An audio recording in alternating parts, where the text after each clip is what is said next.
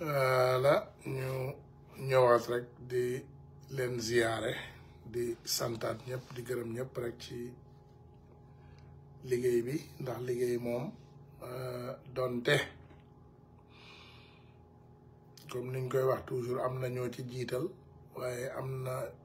yoo xam ne aussi mën nañ koo waxtaane dañuy tàmbalee fële ci réew ma déjà gendarmerie gis nañu taxawaayu kilifa yi ndax nit nag comme ñun dañu ne dëgg moo ñu tax a jóg te ci dëgg rek la ñuy dox donc je pense que lépp loo xam ne dañ ko war a wax te teg ko ci dëgg teg ko ci yoon rek dañ koy def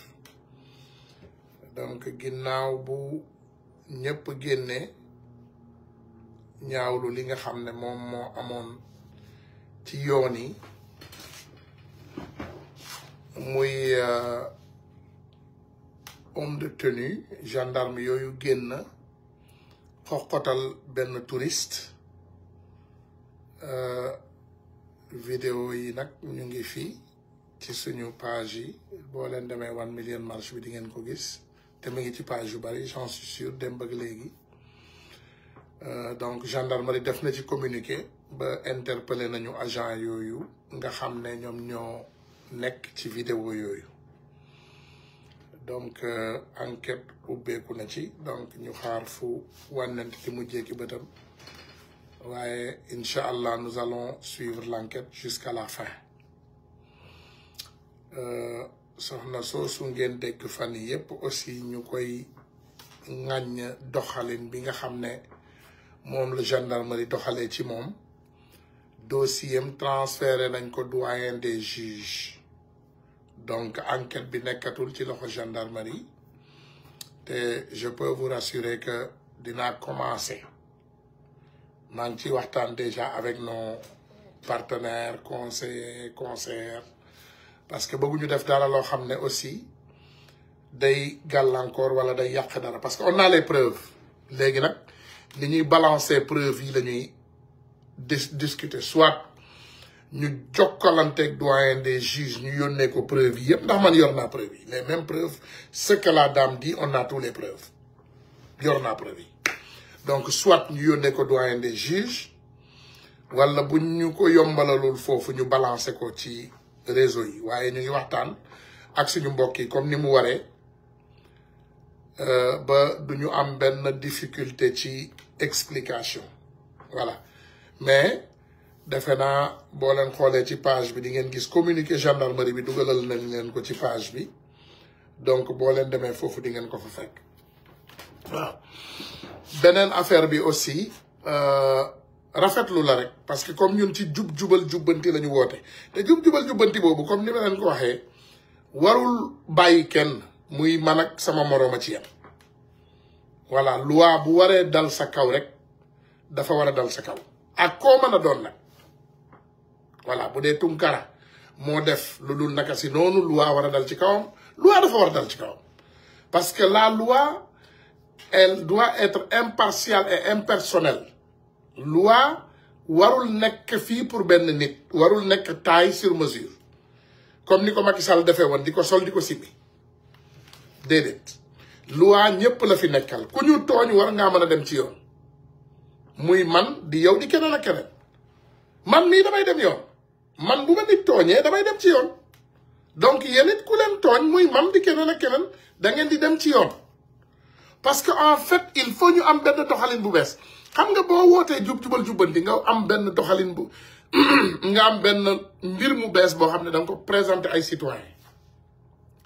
daf ci bokk ci mbir yooyu nga indi di ko présenter citoyens yi loi bi aussi comme ni ma leen ko waxee bu fekkee man Tunkara maa tooñ vraiment loi dafa war a teg daan ci kaw Tunkara mais nag loi nu muy tegee daan ci kaw Tunkara bu fekkee yow porté wu la plainte Tunkara donc muy gendarmerie ak police ak nit sénégalais lambda ku yaakaar ne Tunkara def na la te nga war a dem ci loi please be my guest soyez les bienvenus voilà donc loolu moo taxoon ñu bëggoon rek ñëw ci yéen tey expliquer leen ne lii nga xam ne mooy vidéo boobu ngeen gis démb gendarme yooyu jóg di xoqotal benn doomu jàmbur parce que ñëpp a dégg ci vidéo yi ñu koy saaga naan nangul ndey téléphone bi defal nangam taanal ndey lii nangam taanal ndey lële ñun ñëpp ñu dégg est-ce que dégg ngeen ñun ñëpp ñoo ko dégg ñun ñëpp ñoo ko dégg manquéwul kenn ñoom ñun ñëpp ñoo ko dégg gendarme bi mu muy saaga léegi il faut ngeen comprendre dara citoyen lambda dafa am droit filmer pour sécurité filmer kenn terew ko tenue yooyu li tax ñu jox leen ko ngeen sol c'est pour ngeen différencier seen bopp ak ñeneen ñi dafa am benn code de conduite boo xam ne yéen moom ngeen war a doxee da ngeen war a protéger te jubbanti te teg ci yoon citoyen yooyu nga xam ne ñoom ngeen nekkal sécuriser leen nag donte dañ leen war a saluer yéen dañ leen war a honorer dañ leen war a respecter waaye respect boobu c'est réciproque dafa war a dellu si waat ci ñun déjà ñun boo ñëwee ci suñu dëkk yi di nga gis ne les policiers ici dañ leen di takkal caméra pour lan ñu leen di takkal caméra boobu pour lépp pour parce que citoyens yi ñoo daan ñaxtu lu bari ñu ne policiers yi dañuy jaay doole policiers yi dañu leen di dóor policiers yi dañu leen di wax lu leen neexul donc loolu bi mu amee Amérique yëpp tey boo demee ci dëkk yëpp dañu forcer policiers yi ñuy takk caméra policier bu la nee bonjour monsieur dama la arrêté comme tey bu dee da ngay dawal nga ne ko lu tax nga arrêté ma mu ne la caméra baa ngi takk pour sa sécurité sama sécurité caméra baa ngi takk mu ne la dama la arrêté parce que da nga def infraction bi léegi infraction boobu bu la ko waxee yow am nga droit nga contester nga ne ko non man defuma infraction bi bu fekkee defoo ko caméra baa ngi dégg léegi mu ne la nag defal lii ak lii ak lii la loi bi wax boo bañee nag bu boobaa leneen lu ciy tegu ba léegi mi ngi ci caméra et je pense que xam naa ne je ne suis personne sama jëmm ju xeebu ji dama koy ñaan rek suñu autorités yi parce que il y a des fils de sénégalais am nañu ay doomu sénégalais yu nekk à travers le monde ñun ñëpp ñu xam leen ñu nekk ay policiers ak ay gendarmes yu digne même fii ci force Amérique bi y a des policiers am na jeune bu nekk Maryland am na un autre jeune Boubacar bu nekk fii maanaam New Jersey fii ma dëkk xam nga lan mooy seen liggéey mooy di entraîner police ñoom ñooy école police américaine bi ñoom ñoo leen di teg ci yoon maanaam ñoom ñoo leen di jàngal imagine nga ay sénégalais yuy entraîner ay policiers américains code de conduire noo war a jàppee nit noo war a waxee nit noo war a doxalee loolu ay sénégalais ñu ngi fii di ko def mais pourquoi ñooñu ay volontaires et ils nous ont approché nañu bëgg nañu volontaire pour dimbali policiers sénégalais yi wallahi lazim wallahi mi ngi may dégg Boubacar Sakho suñu frère Boubacar mi ngi may dégg de pour te dire ah ay policiers sénégalais yu nekk Amérique fii di entraîner ñoom ñooy train police Amérique ñoom ñooy train de góoba de c'est pas seulement des policiers qui exercent le métier déedéet mais dañuy train parce que en fait le danger que nous faisons face au Sénégal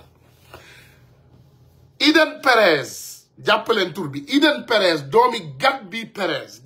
c'était un colonel de l'armée des Special Forces israéliens Mossad Gabi Perez bi ngeen di dégg bi ñëwoon Sénégal di liggéey ak Macky Sall Gabi Perez c'est un ancien colonel du Mossad d'Israël ñooñu ñoo entraîné ñu bari ci suñu force de l'ordre imaginez ay reykatu nit ñoo xam ne seen liggéey c'est réprimer Hamas loolu mooy seen liggéey ak ni ñu tuddee awma islamique jihad tuddee nañ dal ay tur waaye seen liggéey mooy ay israéliens yuy réprimer ay dëkku jullit lii mooy dëgg lu ñu leen wax leneen jël leen sànni ci poubelle bi la vérité en est que nos forces de l'ordre sont entraînées par les massacres d'Israël ay raykatu nit flagrant technique ay nit yoo xam ne supporté wuñu droit de l'homme respecté wuñu les droits de l'homme ñooñu ñoo ñëw bi Macky Sall bëggee réprimer sénégalais Macky Sall bi mu bëggee ñëw réprimer sénégalais yi rey sénégalais yi dafa dem wuti benn waay Gabi Perez un ancien colonel du Mossad israélien mu jël ko ñu amante ay contrat doomam nag moo nekk ci contrat yi Eden Perez badge yi mu leen doon jox waa BIP xam nañu li may wax ak waa GIGN ils connaissent ce que je dis ndax am naa badge bi waaye comme turu jàmbur moo ci ne dinaa exclure tur bi après ma poste badge bi ngeen gis ko am naa ko j'ai les badges maanaam bu ñu demee ba ñu entraîné leen ba ñu jox leen badge yi ñu leen di jox ñu takk je les ai wallahi billahi am naa leen léegi nag ñooñu dañ leen war a réintégrer waat réentraîner waat il faut ngeen defaraat jikko yi ci gendarmerie bi ak police bi parce que gendarme ak police liggéeyam du pour noot déedéet liggéeyam c'est pour dimbali protéger serve and protect xam nga fii ndeysaan dañ leen koy wax ñu ne their job is to serve and protect servir et protéger serve and protect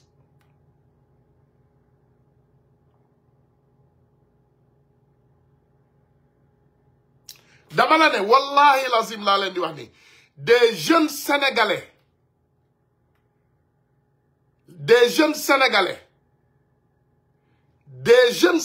laa la wax di young sénégalais ñu ngi fii ci Amérique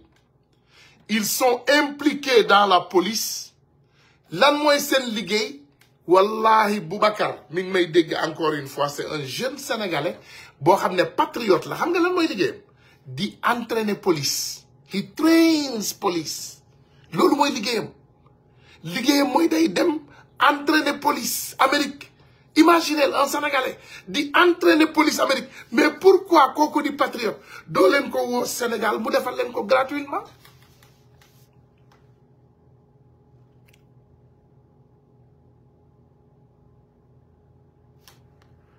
pourquoi pas ñu ne ñun dañuy bàyyi corruption bi continuer yàq suñu réew mi démb jot naa appel déjà je vais vous dire démb jot naa appel pas mal de personnes m'ont appelé ba ci policiers yi ñu radié les 332 policiers radiés là nee nañu ñoom amuñu benn contrat boo xam ne moo expiré comme ni ko nit ñi di waxee ci réseau yi ñu may expliquer lu bari waaye nag comme ni ma leen ko waxee du ma génn sujet bi parce que dama bëgg a def ay enquêtes approfondies ba am tous les informations nécessaires balaa ma koy indi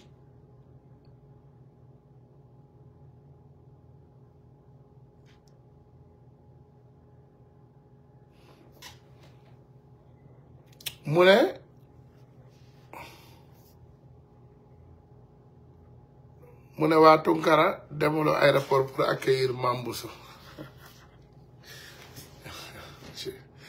c'est mon ami Omar yenn saa yi ngeen def ay bizarre man duma il faut savoir quelque chose wax naa leen ko encore une fois il faut que cette police cette gendarmerie ngeen xam ne sénégalais yi ñoo leen fi bàyyi contrat amul diggante policiers yi nee nañu ak état Sénégal les 332 policiers radiés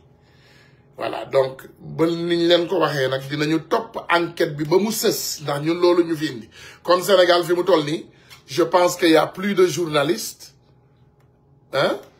qui fait des investigations pour indi ay informations yu réel di ko jox doomu sénégalais yi donc on fera tout ce que nous pourrons lépp lu ñu man dinañ ko def pour jël information yooyu indil leen ko en temps réel voilà maa ngi ci jéggalu baax waaye loolu laa amoon ci li nga xam ne bëgg naa ko wax ci lii di saluer waat au commandant de la gendarmerie vraiment ci ndogal yi ngeen jël ginnaaw bu vidéo yi génnee voilà pour vraiment def enquête donc ñu ngi leen di remercier bu baax a baax ci loolu parce que nag réew moom ñëpp la ñu war a déglu da nga war a déglu doomu réew mi yëpp surtout encore dans ce cas de ces gendarmes on parle d'étrangers voilà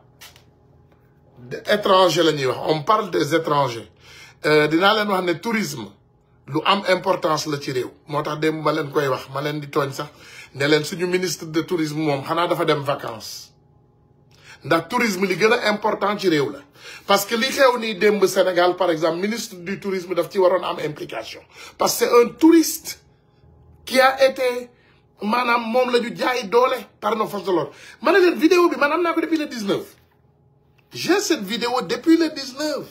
démb laa koy soog a posté parce qu'il fallait faire des enquêtes avec la personne concernée et d'autres dañu doon def enquête ba am information yi war parce que vidéo bi depuis le 19 ñu ngi ko yor donc ñun yàq taxu ñoo jóg ñun dañuy bëgg a defar la plupart nee naa leen nit dina ma woo sax ne ma police lii wala gendarme lii wala nangam ñun dañuy woote xool nan la ñu mën a def pour régler les problèmes ba ñii nga xam ne aussi ñoom ñoo nekk vraiment dans cette malhonnêteté dinañ ci mën a génn te coow du bari parce que on n'est pas là vraiment pour dénoncer rek di dénoncer voilà ñun nee nañu leen bu ñu war a dénoncer gis nga man je vous dis je vous aime man bu ma waree dénoncer keroog gis ngeen ma bi président Bassirou Diomaye Diakhar Faye defee ma génn dénoncer bu ma waree dénoncer bu président Ousmane Sonko defee bu ma waree dénoncer damay dénoncer bu ma waree dénoncer bu opposition sénégalaise defee ku def rek damay dénoncer mais ku def lu baax aussi nga am lu baax voilà loolu mooy dëgg ndax ñun dañu nekk ci ab réew te réew moomu dañ ko bëgg te gëm ko te réew moomu niñ ko bëggee ñun réew moomu niñ ko bëggee bëgguñu dara lu koy yàq voilà je pense que on recrute jamais dans les forces de l'ordre sans contrat well xam nga y a le bill combattant Diandi je vais vous dire quelque chose je n'ai pas dit que man newuma la qu'ils ont des contrats ou pas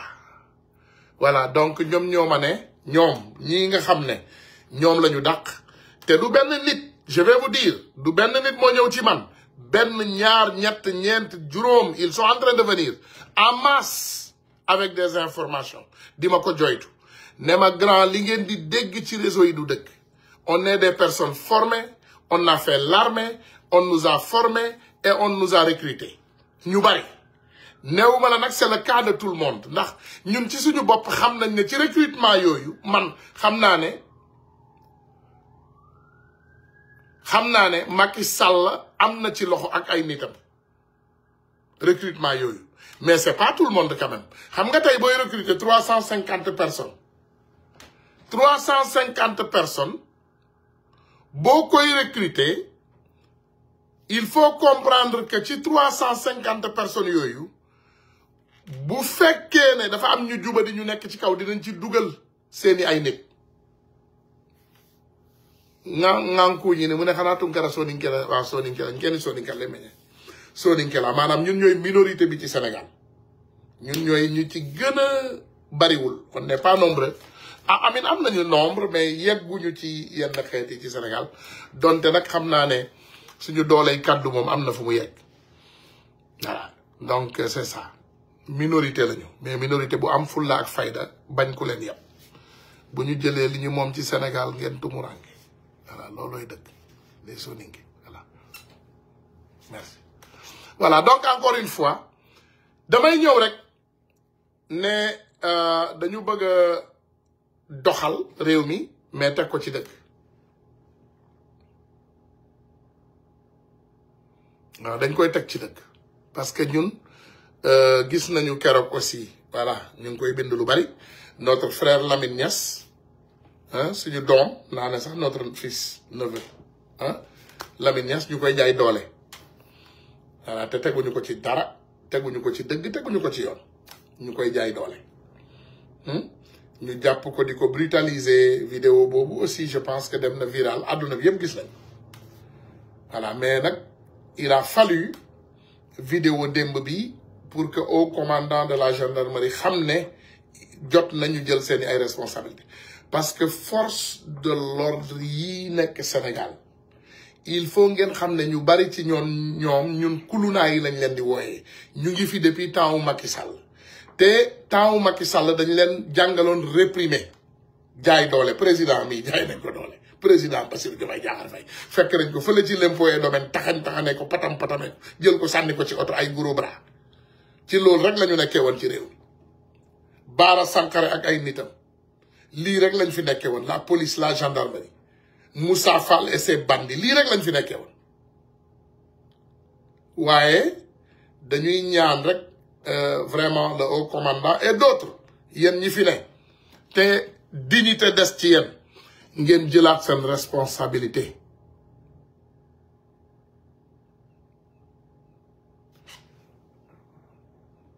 loolu mooy dëgg voilà li ñu intéressé ñun mooy ñu taxaw sénégalais yépp ñu respecté la xam nga man nee naa leen man dama bañ injustice ba bëgguma Macky Sall sax ñu teg ko injustice et vous savez hein man bëgguma injustice bëgguma ñu teg ko benn nit parce que injustice képp ku ko nangu ñu teg ko nit rek xamal ne yow man ngaa doon prochaine victime injustice donc bëgguma injustice bëgguma ñu teg ko kenn donte nag teewul aussi borom reewande yi aussi war nañoo xam ne reewande yi am na fu mu war a mën a yem donc loolu bàyyi leen ko xel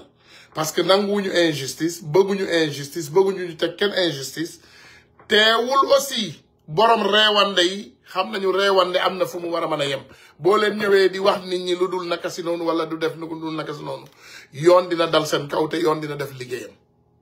voilà donc ku bëgg a nekk ci dëgg kuy doxal dëgg teg ko ci dëgg rek boo ko tegee ci dëgg incha allahu rabbi lépp dina jaar fi mu war a jaar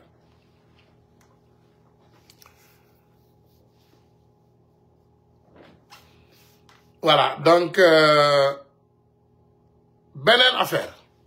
je pense que gis ngeen loi d'interprétation bu amnistie bi nga xam ne moom la honorable Amadou Ba dugal assemblée nationale bu Sénégal ba assemblée nationale passé ko bi ko assemblée nationale passé def nañu recours opposition bi ñu defee recours bi conseil constitutionnel nee na c'est anticonstitutionnel loi bi dafa daanu maanaam duñ ko jàllale parce que nag en réalité man dafa am loo xam ne dama ko comprendre woon ak comprendre uma ko ci loi bi mais bu leen fàtte même conseil constitutionnel bi moo xool Ousmane Sonko avec tous ses droits bu leen fàtte ndax Ousmane Sonko biñ koy atte cour suprême Siré Ali Siré Ba xawma parce que baay bi mooy Siré Ali Ba doom ji di Siré Ali Ba Ali Siré Ba non waaw papa ji mooy Siré Ali Ba mu tuddee doomam Ali Siré Ba maanaam baayam Ali mu Siré Ba donc Ali Siré Ba mu cour suprême malhonnête bi nga xam ne moom moo fexe woon Ousmane Sonko mu teg ko daan pour mu bañ a bokk ci élection yi nombre de jours bi ñu soxla woon conseil constitutionnel amu ko woon donc conseil constitutionnel dañu décider noonu sans pour autant am sax dogal bu jógee cour suprême parce que nombre de jours bi ñu soxla woon pour mu yegg ci ñoom yeggul ci ñoom waaye ñoom dégg nañ ko comme niñ ko déggee ci àdduna bi yëpp ñu xañ Ousmane Sonko doon candidat mais en réalité ñu bari defee ne conseil constitutionnel daf ñu liggéeyal bi ñu bàyyee Bassirou Diomaye Diakhar Faye déedéet il ne pouvait pas le caler mënuñu woon caler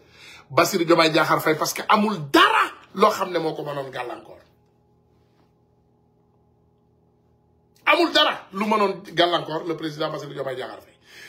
kan laa déggoon keroog mu koy wax man leen Ousmane Sonko wala sénégalais bu ñu désigné woon dama leen di wax bu ñu désigné woon soxna Anta Babacar Ngom sax wala ñu désigné keneen képp ku Ousmane Sonko joxoñoon képp ku sénégalais yi joxoñoon rupture lañu soxla woon dinañ ko fa donc du njàmbaar sax fi mu toll nii vote de sanction la ñu voté dañu sanctionné Macky Sall donc conseil constitutionnel bi muy def tappaleem boobu xam leen ne mënul woon tere le groupe maanaam mu ne non ah da ngaa juum soyons sages vive la paix non conseil constitutionnel waxul loolu de xam leen ne gis nga ay crimes yoo xam ne Nations Unies ak yeneen nit ñi dañ ko voté comme crime contre l'humanité loolu c'est automatique dañuy atte ñooñu loolu soxlawuñu woon loi d'amnistie interprétation pour loolu interprétation bi xam naa sama gars yi ñoom est-ce que defuñu ko woon rek pour folklore wala pour wane mbir yi pour gën a leeral mbir yi est-ce que defuñu ko woon pour loolu parce que en fait les crimes qui ont été passés par toutes les organisations du monde catégorisés contre crimes contre l'humanité loolu benn amnistie mënu ko effacer te conseil constitutionnel leeral na loolu nee na leen amul dara loo xam ne crime contre l'humanité la il faut gars yi ñu leen di leeralal de conseil constitutionnel daaneel na loi d'interprétation bi mu nee na leen maanaam daf leen ne amaana lii jaru ko woon mi ngi mel ni nga jël sa oto nga dem jëndi jën marché jën au lieu nga jël marché jën yi dugal ko sa oto indaale ko sa kër yow nga tayteelu nga bàyyi fa jën yi nga ne livreur demal jëlal ma jën yi indi xam nga loolu jaru ko woon ndax yow dem nga ba foofu jënd nga jën mënoon nga ko dugalaat sa oto nga indaale ko jarul woon nga yóbbante pour nit dem jëlalaat la jën yooyu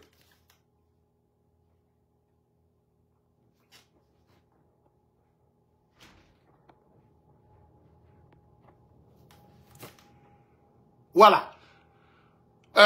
Nelson Nena, non, le Conseil constitutionnel n'a pas invalidé la loi d'interprétation. Il a dit que l'article 1er, qui n'est pas conforme à la Constitution. Voilà, Nelson. Je pense qu'on parle de la même chose. Parce qu'on a les mêmes documents. Il y a des documents. Le Conseil constitutionnel wax rek moy lolu manon na ñak soxlawul won neena ngeen di sonal sen bop diko passer ay loi di def yoy parce que lepp luy crime contre l'humanité man nga ci top nit lolu soxlawoo loi pour mu wax la soxlawoo loi Aïssata Tall Sall mi jité li lepp mom ak sama xarit Anta Babacar Ngom c'est pas mais c'est conflit d'intérêt moo ci am parce que pour notre sœur Anta Babacar jëkkëram c'est un colonel de la gendarmerie donc mi lay xeex pour protéger jëkkër ji mais bu fekkee ne jëkkër ji dafa bokk ci benn loi boo xam ne c'est anticonstitutionnel dafa doon digal ay nit pour ñuy rey wala ñuy jàpp dañ koy atte loolu mooy dëgg donc Aïssata Tall Sall aussi c'est la même chose moom vayu la moom nit la koo xam ne moom ci boppam ak ay kàddoom au niveau international moo doon digle ay rey nit ak yeneen di tuddee ay nit ay terroristes ak d'autres choses donc je pense que ak lépp lu nit ñi mën a wax ak lu ñu mën a def il faut ñu ne loi boobu amnistie bi du protéger benn crime de sang reykatu nit la dañ koy atte pour rey nit ki fetal nit di def yenn affaires yi di jënd ay fetal di def yenn banditisme yi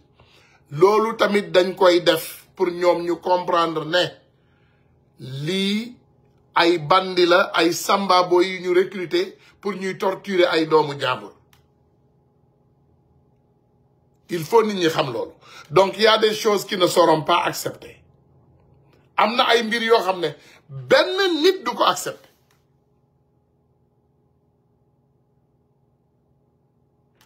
mu ne please read my previous message Mohammed Fall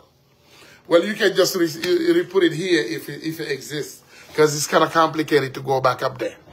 But you can put it there, reintroduce it, and I'll read it if it has something to do with what we're talking about.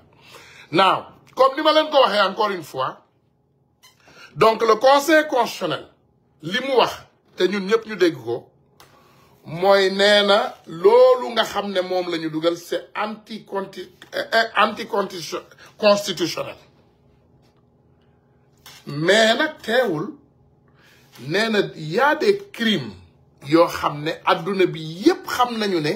c'est des crimes contre l'humanité maanaam crime la yoo xam ne loolu kenn mënu koo weddi kenn mënu koo dindi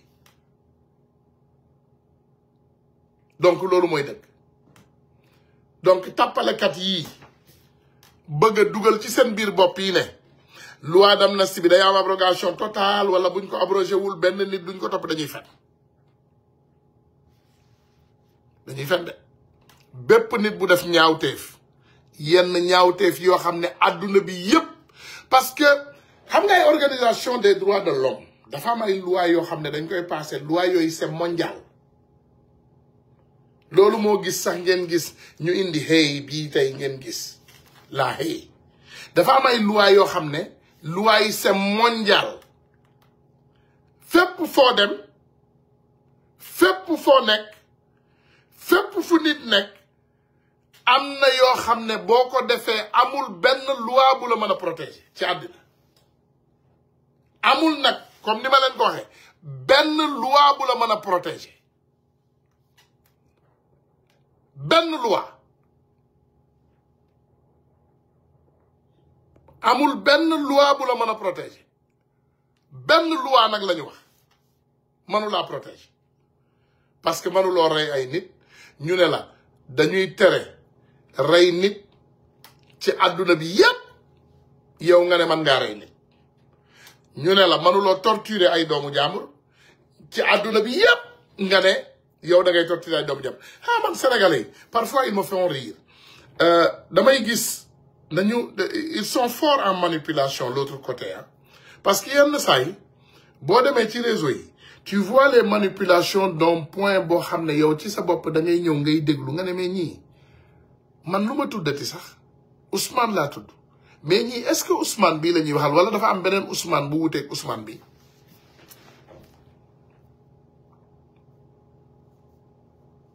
déedéet il faut savoir que dinaa leen ko waxaat tey te yàgg naa leen ko wax te dinaa leen ko dolli tey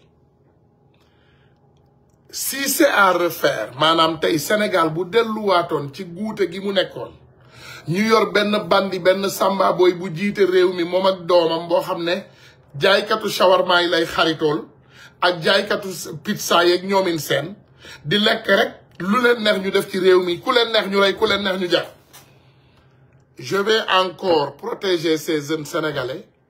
et je vais les aider je vais financer pour qu'ils se protègent pour qu'ils se battent contre l'injustice bu démb nekkoon tey bu tey ñëwaatoon suba dinaa ko def et les mêmes personnes qui étaient là en train de manipuler l'opinion dinaa dal seen kaw ba ngeen xam ne dal naa seen kaw laaj leen ma ay kii Aïssatou Juutal vidéo boobu ngeen gis mu viral ci àdduna bi Farba Ngom ne ko dinaa la juutalaa ñun ñoo ko dagg ñun ñoo dem xooli vidéo bi Farba Ngom di wax ak moom mais nit ñi bàyyiwuñ ci xel donc ñu dagg côté boobu pour mu leer nañ ñu ne ko cabax ci réseau yi tey de moom sant na ci yàlla ndax jigéen ju sëy ngay wax ak jëkkëru jàmbur aussi mu naan la dinaa la def nii loolu mooy dëgg voilà donc dama ne man li ma waxoon démb loolu lay waxaat encore tey si ce combat est de retour li nga xam ne moom moo xewoon démb encore dinaa génneewaat ay millions voire des milliards di ko jox booy yi ñu paas dem jàkkaarloo ak yéen ñu sante ba fajar loolu moom mën naa ko wax parce que il faut savoir quelque chose nit bu lay opprimer nit buy dal sa kaw di la jaay doole benn arme rek nga am mooy nga dem xeex ak moom dégg naa sax ba ngeen boole ci ay cocktail molotov lu ne boole ngeen ko ci yéen mais cocktail molotov moom pour lan la pour nga jël ko la dem xeex ak ñi nga xam ne ñoom ñoo lay réprimer bari na fii Amérique bari na France bari na fépp loolu la nit ñi di def mais seen caaxaan yi ngeen nekkee nee naa leen bépp nit bu ma waroon si c'est à refaire encore demain déglu leen ma de ma ñëwaat si c'est à refaire encore demain Macky Sall ñëw di noot doomu sénégalais je vais financer ces jeunes ñu bouger du nord au sud du sud de l'est à ouest ñëw xeex ak Macky Sall am nañ ci ndam mais on l'a fait ici aux États-Unis non li ñu def foofu Sénégal yéen li ngeen def mais li ñu def fii États-Unis lan la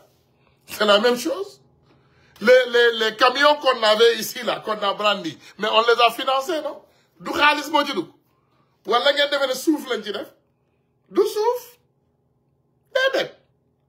dama leen ne suñ ko waree defaat si c'est à refaire encore dama ne si c'est à refaire encore cette fois-ci on va même le faire pire léegi nag yéen bëgg ngeen cee profito boole ci lu ci bokkul ñun duñu ay reykatu nit xam nga il faut ngeen xam ne self défense maanaam défendre sa bopp c'est légal dans la loi self défense c'est légal dans la loi nga défendre sa bopp c'est légal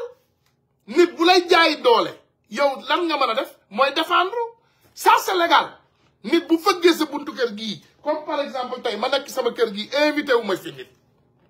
ma dégg buntu bi rëng invité wu ma fi nit wallaay di nga lekk weñ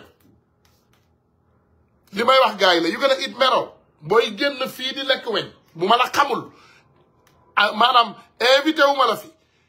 maanaam avertir ma balaa nga fii ñëw dama dégg rek rëng j'ai une famille ici ah sëñ bi damay ñëw yërndu ci parenthèse bi nii gis bu ma la xàmmeewul dama lay na reculer de boo reculer di nga lekk weñ donc loolu je pense que c'est très normal pour vraiment sénégalais yi protéger wu bu leen ne vous inquiétez pas pour moi man nee naa leen je suis dans de bonnes mains man maa ngi ci loxo yu baax maa ngi ci jàmm ak salaam te du ma def benn erreur bu ma ci yàlla dimbale incha allah bu ma ci yàlla dimbale doo leen am benn erreur seen xol dina sedd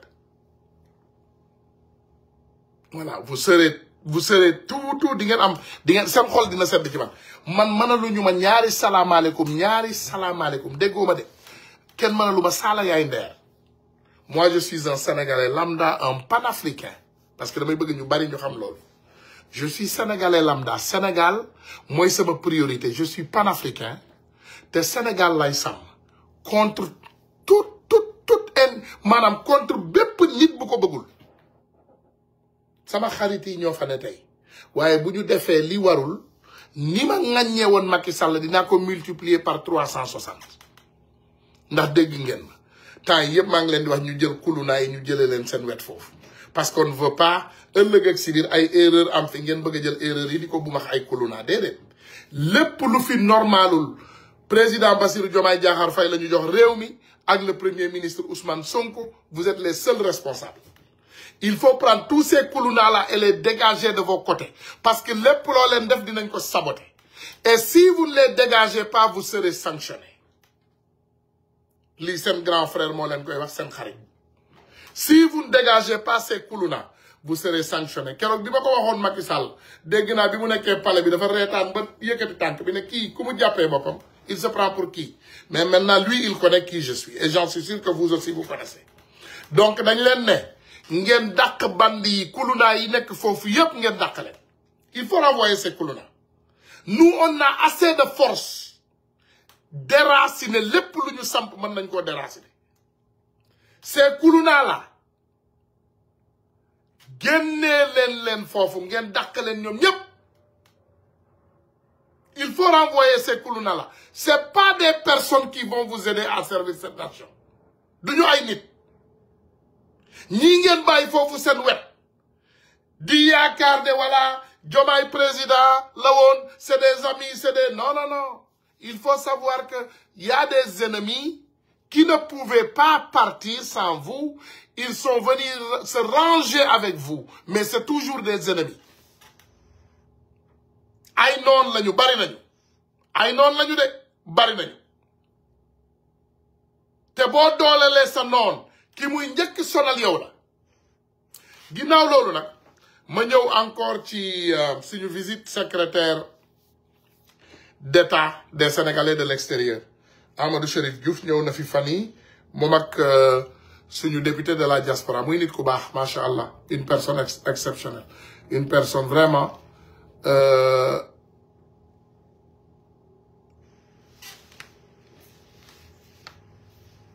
voilà donc vraiment ñu ngi koy sant di ko gërëm ci visite bu baax boobu mu ñu defal fii man nag comme ni ngeen ko xamee toujours je lui ai donné des questions on a eu la chance à le rencontrer aussi et à beaucoup discuter mais apparemment li ñu gisagum mooy le gouvernement du Sénégal plus particulièrement suñu mbokk yi fii yi fi ne amaguñu yéene wala am nañu yéene mais apparemment ils n'ont pas les moyens pour venir à l'aide de la diaspora voilà amaguñu moyens yi nee nañu pour venir à l'aide de la diaspora loolu nag man dinaa ci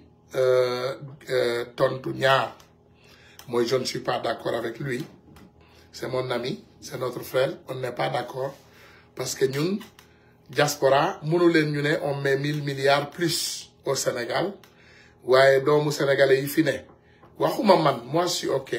un autre ami il est ok mais il y a des sénégalais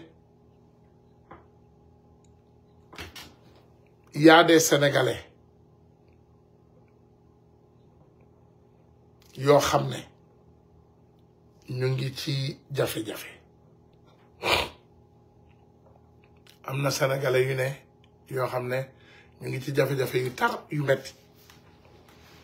voilà loolu sax dem na ba waral vraiment je suis volontaire dans beaucoup de bureaux d'avocats lundi mardi mercredi bi sax yenn saa yi dama ko ci yokk mais su ma amee soxla dama leen di jox rek lundi ak mardi parce que les jeunes sont dans des complications et cela nous a poussé à vraiment faire et aller nous intégrer dans quelques bureaux d'avocats parce que on parle pas mal de langue pour man leen dimbali ci yenn interprétation yi ak man leen dimbali ci seen dossiers yi bouger defe naa on a même discuté ça avec le ministre parce que damay def bu ma demee ci bureau avocat ñu indi liste sénégalais yi nga xam ne ñoom la ñu yor ci seen liggéey comme ça ñu leen di woo di waxtaan ak ñoom di leen wax seen cas fu mu toll di leen wax seen situation ak yooyu donc ci yooyu rek laa mën a yem tax dafa am lu tudd attorney client privilege du ma wax sénégalais yi lan lañ leen di toppee ak lan la ñu nekkee wala leneen mais je peux vous dire que loolu tamit macha allah mi ngi am solo bu baax a baax ci li nga xam ne moom la ñu nekk di def voilà mi ngi dox bu baax donc vraiment ñu ngi leen ci yëgal ne fi mu toll nii képp ku am jafe-jafe mën nga ñoo contacter comme ça ñun ñu waxtaan ak sa bureau avocat xool naka la ñu mën a def pour dimbali la ci jafe-jafe yooyu nga xam ne moom nga nekk voilà donc ñu ngi leen di dimbali donc ñu ngi def lépp loo xam ne mën nañ ko pour dimbali patriotes yi sénégalais yépp nag à leur totalité ak parti boo mën a bokk boo leen amee jafe-jafe contacter leen ñu et dinañ leen mën a jàppale incha allahu rabbi waxtaan ak seen ay avocat xool seen cas fu mu tolloog yooyu et vraiment ça fait beaucoup de bien parce que dañuy dem ci bureau yi léegi comme ni ma leen ko waxee di jël dossier yi di woo nit ñi di leen woo di leen update parce que li tax ñu def loolu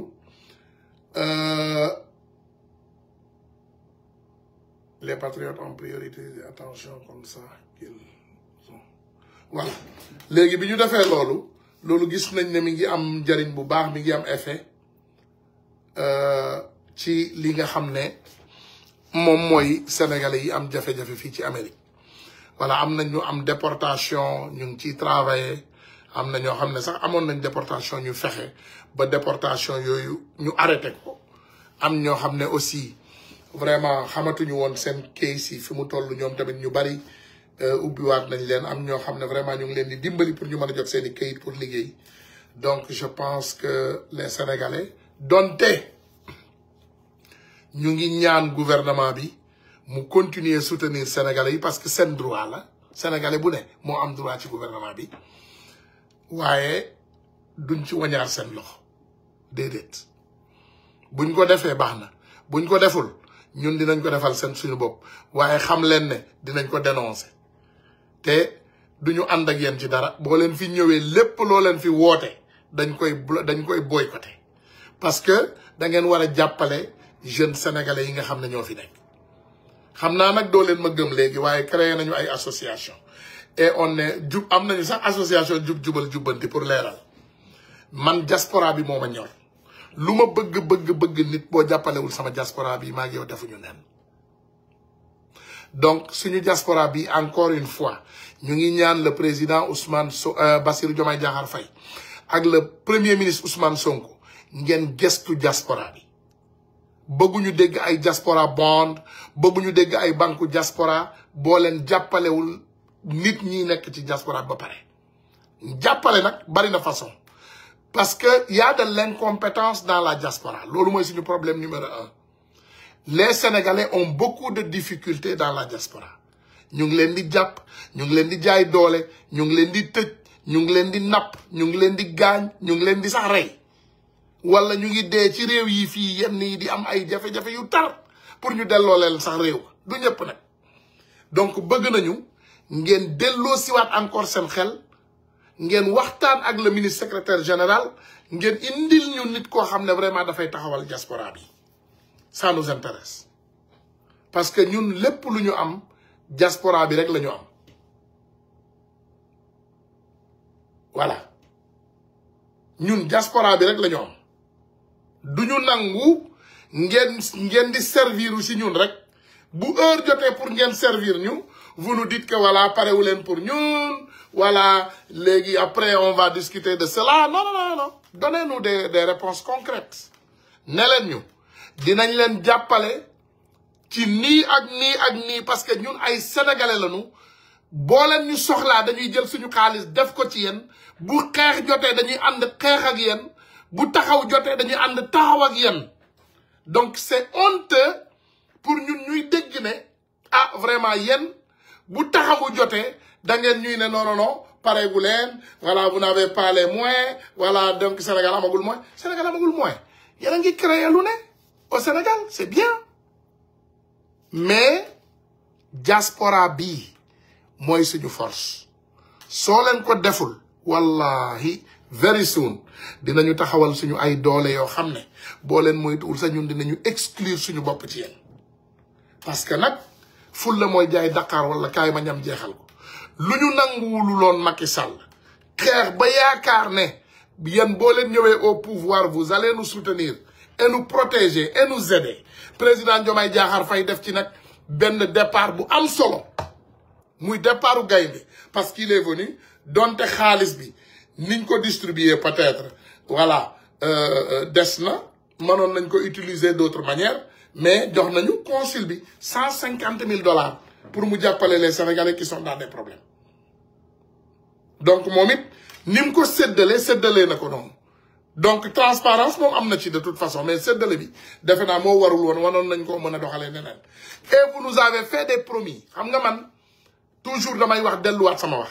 man keroog bi ma taxawee ci kanamu président Bassirou Diomaye Diakhar Faye bi ma jëlee micro je n'ai parlé que de la diaspora waxuma ci sama bopp lijjantiwuma keneen ak keneen je n'ai parlé que de ces jeunes yoo xam ne jaar nañ ci yoon bi ndax xamoon naa ne masiba bi xew nii tey dina xew donc suivi ba keroog ministre bi ma waxee moom aussi dama ko ne est-ce que di ngeen am suivi boobu question la boo xam ne président Bassirou Diomaye Diakhar Faye laa bëggoon mu dégg ko ndax bi mu fi ñëwee il nous avait promis que assemblée nationale bi yoon bu ñu passé budget Sénégal dinañu fexe ñu rendre ñu bàyyi ci xel diaspora et cela n'est pas le cas te man nag bëgg naa leen mais diaspora bii laa bëgg. I like this diaspora. This is where I live. I live here for over 30 years. Fii mooy sama famille. Lii mooy sama famille. Ça, c'est ma famille. Voilà. Lii mooy sama famille. Donc, jàppale leen diaspora bi, nos femmes, nos jeunes, nos enfants, parce que ay Sénégalais lañu. C'est des Sénégalais lambda. Vous n'avez pas besoin de soutenir un Ousmane Tounkara. Lui, il n'a pas besoin de soutien. Dédé. Mais les enfants de la diaspora, c'est nos enfants. Ces Sénégalais sinistrés, yi nga xam ne ñoom ñoo jaar ci frontière bi ñëw fii, ils sont de la diaspora. Donc loolu yépp buñ ko dajalee, with all that being said, bëgg nañu vraiment ngeen jàppale diaspora bi. Loolu mooy dëgg. Non, mu ne Willy Tall, mu ne tu peux plaidoyer sans menacer. Je n'ai pas menacé. Moi, je parle des réalités qui existent ici dans la diaspora. Man, duma menace. Voilà, I just want to know, vraiment, ngeen jàppale ñu, ngeen jàppale diaspora bi, te ngeen xam ne yàlla dafa def nag. Yàlla dafa def. Loolu yàllaa ko def. Yàlla dafa def ñun rek ñoo am indépendance totale ci xeex bi. Parce que ñun jëluñu dërëm ci kenn. Xam nga bu dee jeunes patriotes yi nekk Sénégal sax, diaspora bi bu leen jàppale wala mënuñu xeex. Loolu moom mënta nekk. Ils n'ont pas la force. Parce que mënuloo xeex ak borom char le combat ak yeneen te yow amuloo benn moyen pour taxaw au moins sànni sax xeer. Donc diaspora bi nous on est différent ñun dañu autonome kenn bu ñu jël di ñu comparer avec un jeune qui est au Sénégal avec son téléphone dans un marché. On n'a pas de comparaison. Moo tax ma xawoon mere sax ay nit bu ñu jëlee di ñu taxer de liveurs. Nous on n'est pas des liveurs. Moi je suis un combattant de la liberté. Ñun suñu xaalisu bopp lañ yor suñu ay këru bopp yor suñu ay jabootu bopp ñun ñooy def ci xeex bi mais soxlawuñu retour. On n'en a pas besoin pour muy leer. Dañuy def li ñu war te duñ ci xaar dara au retour. Donc dañu bëgg vraiment monsieur le président de la République bu fekkee yaa ngi ñuy dégg monsieur le premier ministre xam nañ ne yéen a ñuy dégg ngeen jàppale diaspora bi. On a rejeté ce que notre ministre nous a dit. On ne l'accepte pas. On l'aime. Chérif nit ku dëggu, nit ku baax, nit ku jub, nit ku mën a wax dëgg. Mais on n'accepte pas.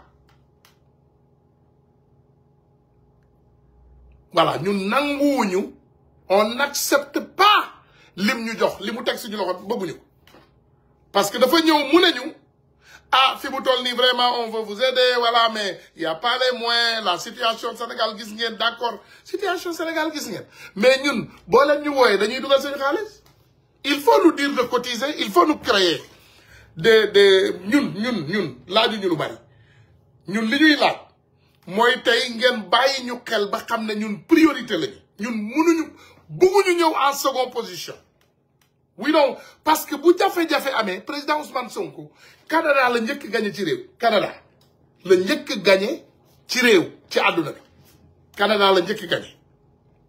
teg ci nag ay Amérique ak yeneen donc diaspora bi moo leen propulsé fi ngeen nekk nii donc defe naa diaspora boobu dafa soxla respect bëgguñu dégg ay xam nga voilà gis ngeen sax diaspora bi voilà jël nañu sax quelques personnes de la diaspora gis ngeen tànn nañ ki tànn on n'a pas vu gisuñu dara on n'a rien vu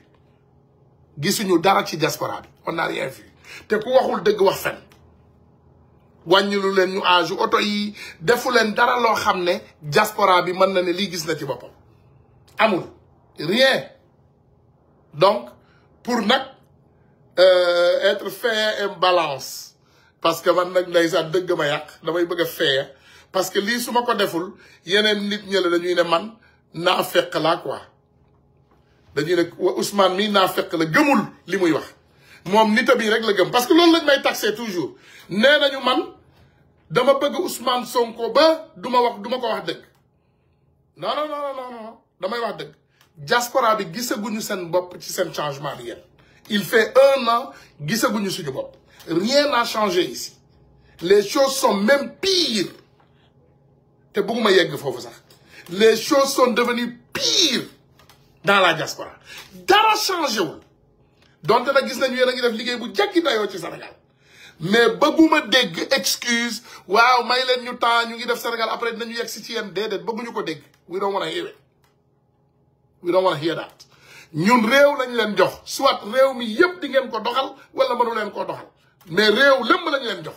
ak doomam yi yépp Donald Trump dof la waaye doomu américain fu mu ne ci àdduna bi boo laalee piccu américain mu jóg yónnee la koy jaral sax mu yónnee agent spécial yi pour ñu dem jëli ko donc doomu réew moom doomu réew la voilà donc loolu moom vraiment ñu ngi rafetlu taxawaay bi yépp ci Sénégal nag parce que yéen a ngi liggéey vraiment ku ne liggéeyu leen rek kooku dafa soxor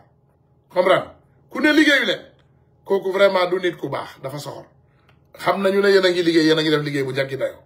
alhamdulillah mais nag teewul bu ñu gisee loo xam ne dañ ko war a wax vraiment dañ koy wax te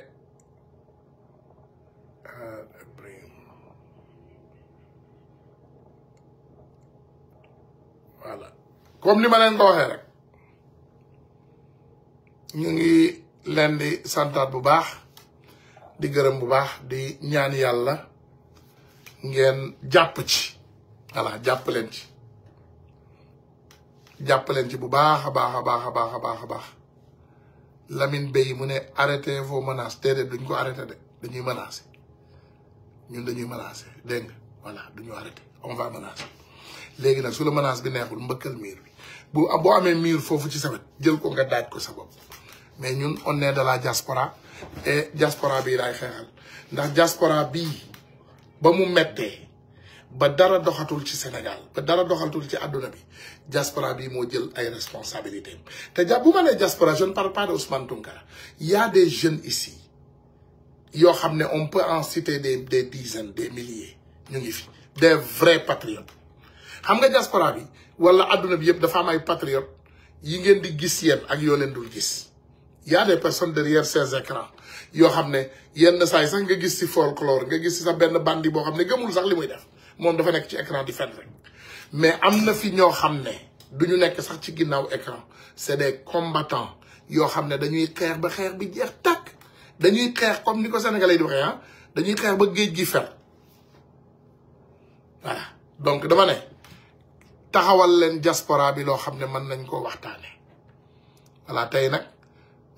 ñëwuma fi sax pour ngañ wala def dara mais dama fi ñëwoon rek pour indi yooyu leeral incha allah pour ñun ñëpp ñu mën a gis suñu bopp ci li nga xam ne moom mooy xeexu Sénégal bi nga xam ne moom la ñu jël ñun ñëpp ñu bëgg koo def which one of these objects is used for sitting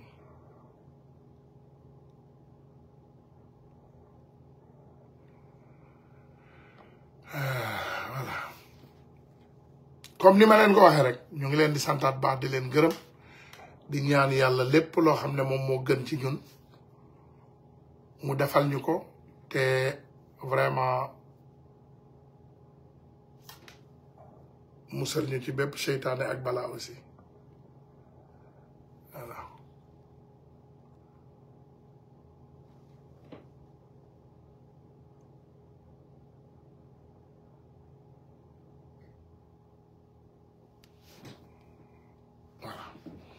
voilà ñu ngi leen di sant baax di leen gërëm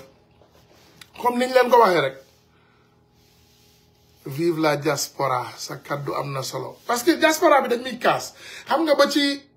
dinaa leen wax diaspora dafa am ba ci ñu bari ñoo xam ne dañuy investir ci jur bis bu ne ñu woo ma ñu ne ma seen jur yi fële ci Saalum président dafa war a criminaliser sàccum jur bi parce que seen jur yi léegi gars yi ni ñuy def sax ci Saalum ci sama dégg-dégg dañuy sàcc jur yi juru jàmbur yi après ñëw ne leen fayal xaalis xam naa sa jur yi fi mu ne ñu fay leen xaalis ñu dem indiwaat jur yi jox leen c'est extraordinaire ce qui se passe au Sénégal mais loolu Sénégal la j'en suis sûr et certain que loolu di ngeen ko lijjanti mais gaa yaa ngi jooy wàññilu leen ñu dara diaspora ñun zéro Sénégal dégg nañ leen wàññi ngeen ceeb alhamdulilahi rabbil alamin wàññi ngeen diwlin alhamdulilah sama dépense wàññeekuwul même chose mais wàññi ngeen courant alhamdulilah ndox wàññeeku na Sénégal li fa wàññeeku moom mën nga koo lim fii ba suba billahi wallahi tallahi ñu ngi def liggéey bu jaggi dayoo ci Sénégal mais déedéet doyul diaspora bi la te duñ leen may man duma leen may benn excuse pour ne waaw may leen ma temps non vous êtes des présidents et un premier ministre dañ leen dénk ab réew bu ñu la dénkee ab réew soit da ngay mën a yor réew mi alhamdulilah te gëm nañ ne man ngeen ko yor mais pas à moitié ne dañuy jàppale ñii après yéen diaspora bi xaar leen non gis nga diaspora bi Ousmane Tounkara mi ngi lekk ba suur man mais y a des personnes ici qui ne mangent pas qui sont en train de mourir diaspora bi am na fi ay nit yoo xam ne billahi wallahi taala ñu ngi dee sénégalais yaa ngi fii dee sénégalais yaa ngi feebar sénégalais yaa ngi ci ay jafe-jafe yu tar tey da ngay dem ci yenn place yi nga dajeek ay sénégalais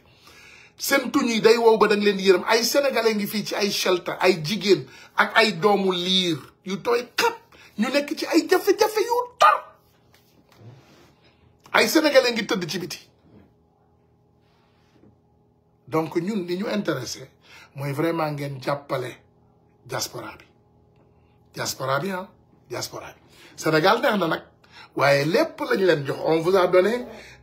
Sénégal yëpp lañ leen jox ak diaspora on vous a donné tout le Sénégal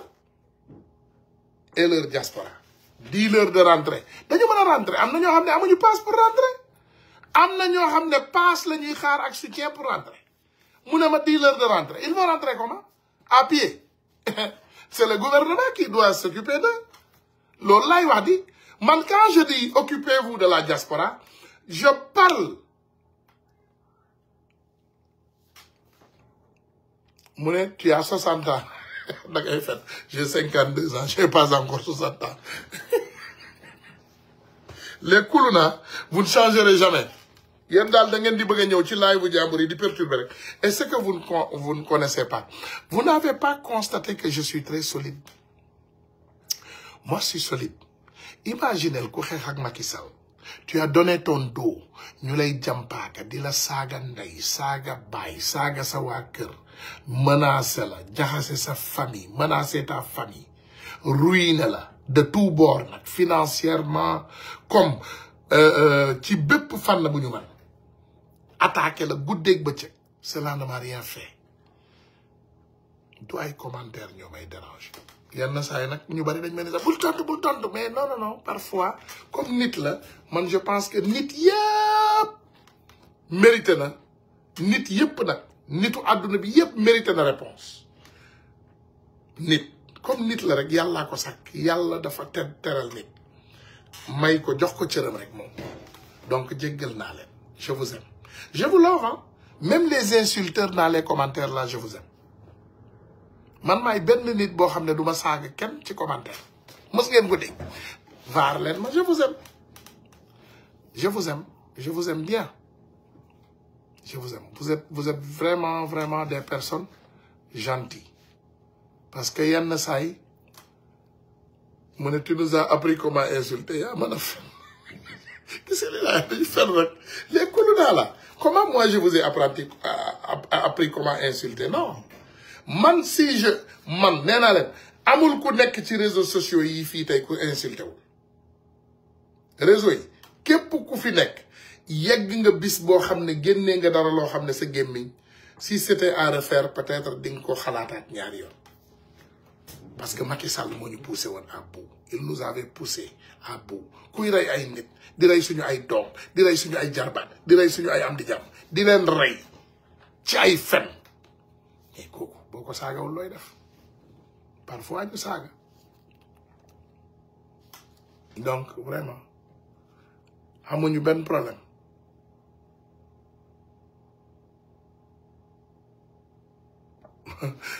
wallahi yaa ko jàngal xale ah c'est bien comme xale yi comme au moins xale yi ñu ngi may déglu rek donc am nañu victoire macha allah kon xale yi kon jàmbaar ngeen parce que si je n'avais rien fait ndeysaan ndey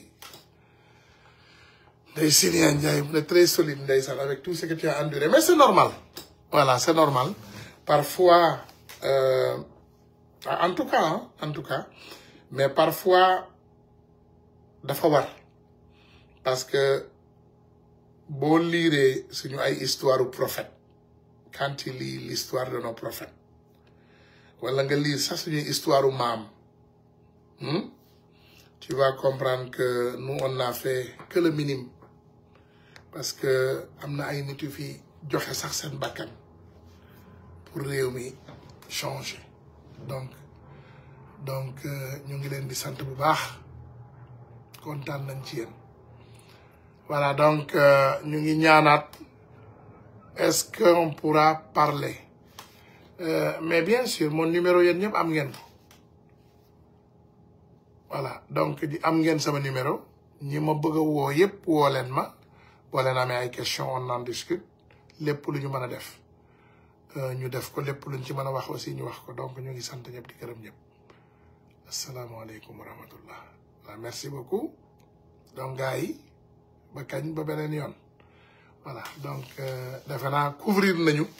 tous les dossiers seulement que notre sœur encore comme ni ñu leen ko waxee enfin def nañ ko mandat dépôt par le doyen des juges mais gëm naa ne lenn rek lañ ko toppee mooy diffusion de fausses nouvelles toppeewuñu ko leneen donc